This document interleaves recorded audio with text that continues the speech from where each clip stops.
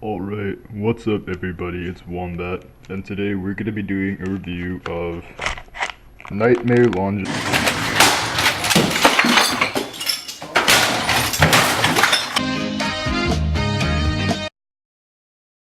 Just kidding, this is the real Beyblade here. Nightmare Longinus Destroy. Now this Beyblade is basically the Burst version of Eldrago Destroy, just because, they fused the layer and the disc together, kind of like they made the clear wheel and the metal wheel the same thing for Eldrago Destroy, and they called the driver Destroy, although it's a little different from Final Survive. But yeah, this Beyblade has the least parts out of all of the Burst releases so far, unless they make one with just one part, then Nightmare Longinus has the least. So up first is the layer slash disc, Nightmare Longinus. I think together it weighs about 39 grams, which is, so most god layers are around 15-ish grams, like 14 or 15. So imagine that with about a 23-ish gram disc, 23, 24, so it's about the size, or it's a little heavier than a average god bay, and with the Super Z layers weighing at about 20 grams each, that's probably gonna like increase to an average of like 22, 24 by the time the series is over. With like another disc, it's beginning to get a bit outclassed weight wise. I know Bloody Longinus is about 20 grams, and if you have that with a 25 gram disc, counting the frame, that'll be, or 25, 27, it's starting to be about the same weight, so it'll get a little outclassed weight wise. For attack power, it's pretty good. It's arguably better than Lost Longinus and arguably better than Bloody Longinus. When it came out, people weren't sure whether it was actually better than L2 or not. It seems to have more KOing power than L2 does, but L2 seems to be better at bursting things. But it's definitely better than L2 now, just due to L2 being outweighed by most modern releases. And people often compare it to Bloody Longinus now. And I am undecided as to which one is better. I feel that I get better results in testing number-wise with Bloody Longinus, but Nightmare just feels easier to launch, feels easier to control. It doesn't, like, I don't know, I feel like I never get a good launch with Bloody Longinus, and I do that with Nightmare Longinus sometimes. And another interesting part about this is, actually, wait just a second. So because Nightmare Longinus is a layer and a disc combined, it also has the ability to hold a frame on the bottom. But the point where the frame is attached is set at a slightly different height. I don't know whether it's higher or lower, I'm not sure exactly which, but it's definitely a slightly different height than where a normal disc would have it in relation to the driver. I believe it's a bit lower actually. So what I usually do is put under on it, because it's randomly at the one height where under works well on variable, which is my favorite Nightmare Longinus combo, because I know Mac the Burst likes using it, Cloudman likes using it. It's basically an AOKO attacker, under and variable, give it more procession and life after death to deal with opposite spin attackers and opposite spin things that aren't on like anything that is supposed to outspin things. Like I remember back when I first did the original version of this, Lost Longinus Polish variable, it was like outspinning some revolve combos, it was outspinning some atomic combos, or tying with them at least. The thing is that variable needs to be worn to the right height to make it work, and even then it's like kind of hard to control. So what I usually do with this is I practice launching it and like controlling it with the Hasbro variable, which doesn't wear down as fast. So I can get like, okay, this is approximately the right strength and angle to launch it at to get it to work for the current wear of my Takara variable, because if I use that too much, it'll change. But yeah, other people like using Bump or Meteor in Nightmare Longinus. I would generally avoid doing that, if anything. Glaive would be the best option on that kind of combo. Unless you're using Glaive on something else, then I don't know. But I would not bother putting Bump on this or most other frames. So people like using it on Hunter and Extreme and Jolt now too. People think Jolt is good because Jolt is shorter than all the other tips. It's the same height as Yard and Eternal.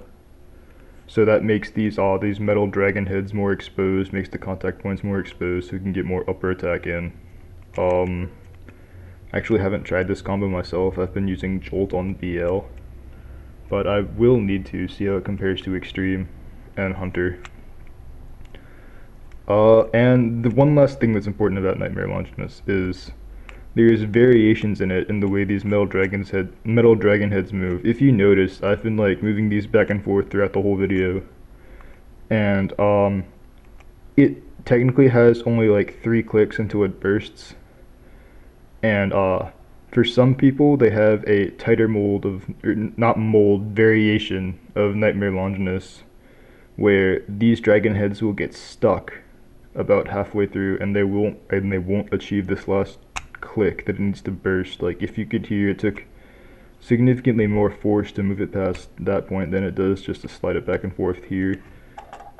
And you can even hear it when I attach a driver. So here's Destroy. That's the first click. The second and third click, I can't even I'm not precise enough to just do the second one because it requires so much extra force. But normally it'll just get to 2 clicks, and then the third one, and then burst. Or maybe not burst. But other people have Nightmare Longinus that does not catch there, and it bursts really easily as a result. It has nothing to do with the teeth, actually. It is not a mold difference. I think it is the tightness between this part here with the dragon heads and the other part here. It's just the white and the blue part in the center. So overall, it's still a pretty solid layer. It's a bit outclassed weight-wise by things like Winning Valkyrie, possibly Bloody Longinus. It can't really do much to Hell Salamander either, so it's becoming a bit outclassed, but it's still a pretty good layer.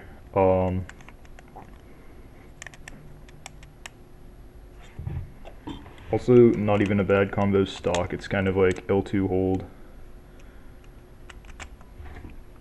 And then last but not least, we have the Driver Destroy, which as I just said, is kind of like an upgraded hold for the most part. I say that because my hold is randomly really good, better than Destroy and Opposite Spin in some cases, but that's not the case for everyone. So basically, Destroy has like a shaggy shaped tip surrounded by a free spinning ring. These spikes on the side are just for decoration pretty much. It's completely smooth on the outer perimeter of this ring. So what this does is it gives Destroy, I guess, I don't even know whether it would be considered Precession or Life After Death, because it's still technically spinning on the tip, but it's also like rolling on the ring around the tip. It's kind of like a mix between both. Hold is just Precession because it like doesn't ever fall over if you have a good one. But Destroy is kind of like a mix between the two, and it's actually pretty high up what 1, 2, 3, 4 Beyblade calls the ladder. which is just like the life after death tiers of drivers that exist. So basically bearing is at the top. This is still subject to change, but as of right now, bearing is at the top. Destroy is currently second best, as far as I'm aware. According to Geekster99, it beats Eternal and Opposite Spin, which I still don't have Eternal yet, so I can't test. It beats Octa according to K, and only like 3 people I know have Octa, so I can't test that either. But it's Burying, Destroy, and then Eternal or Octa. That's never been tested as far as I'm aware. Then after that comes Atomic, and then below Atomic is Revolve, and like the average hold is in some nebulous region between Atomic and Revolve usually. But if you have a good one, it can be about as good as Destroy. And Destroy, what makes it in insane spin, Destroy will lose to Atomic, Eternal, Revolve. The thing is that generally the better a driver is at life after death, the worse it is in same spin. I think the one exception is Atomic, which is pretty good in both directions. But the thing is that like Destroy is basically Jaggy in same spin, so not very good for stamina. Decent for attack. Like if you launch it right, you can get in some solid hits. Maybe burst a bearing combo, maybe KO, Atomic, or bearing, or maybe Revolve. But like it's a lot more depending on what spin direction you're in compared to your opponent than Atomic is, or even bearing to an extent, depending on what layer you're using. But overall, Destroy is still a good driver. One of the best for spin equalizing. I would put Destroy on Hell Salamander. Or actually, Destroy also works well with Polish. It's one of the drivers that does, because some do and some don't, just because of the weird way they like tip over, and Polish's shape works well with some drivers and not with others. But it works with Destroy. Drain Fafnir, Polish, Destroy, Spriggan Requiem, Polish, Destroy were all good combos. But now I would use Hell Salamander, 7 Glaive Destroy, or 0 Glaive Destroy. My current Destroy combo that I actually use in tournaments is Crash Ragnarok, 0 Cross Destroy. Just because, well, when I first invented it before Anime North, when Deep Chaos was still widely used, it was able to burst Deep Chaos if I launched it right. It was able to knock out or burst and sometimes outspin Emperor Fornius on bearing, depending on how hard EF was launched.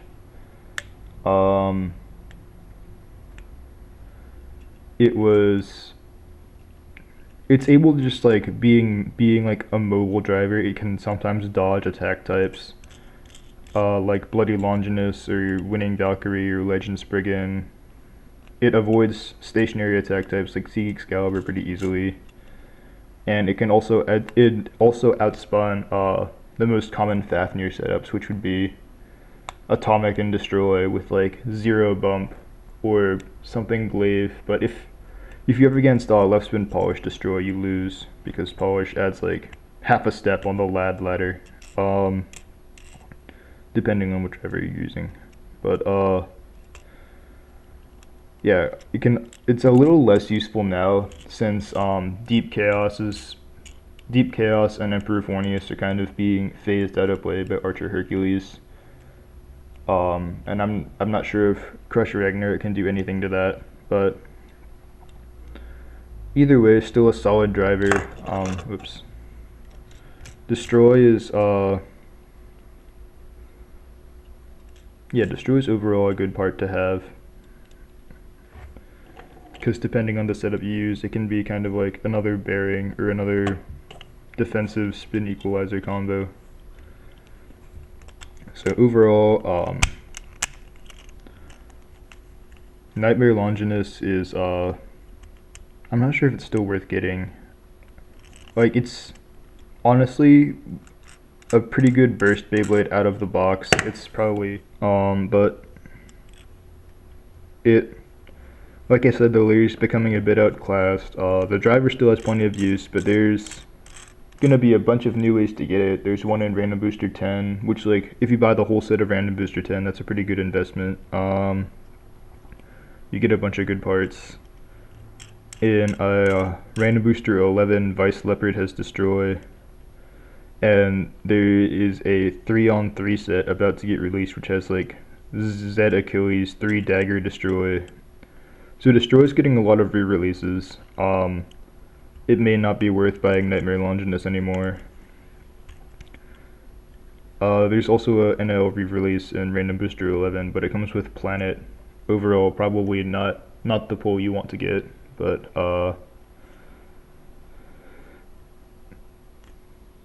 Nightmare Longinus is like a good addition, but not like super mandatory anymore. It's a good Beyblade. It's not bad by any means. It was, both of these parts were once super top tier, and Destroy still kind of is, NL not so much. It's a good Beyblade, but not super mandatory.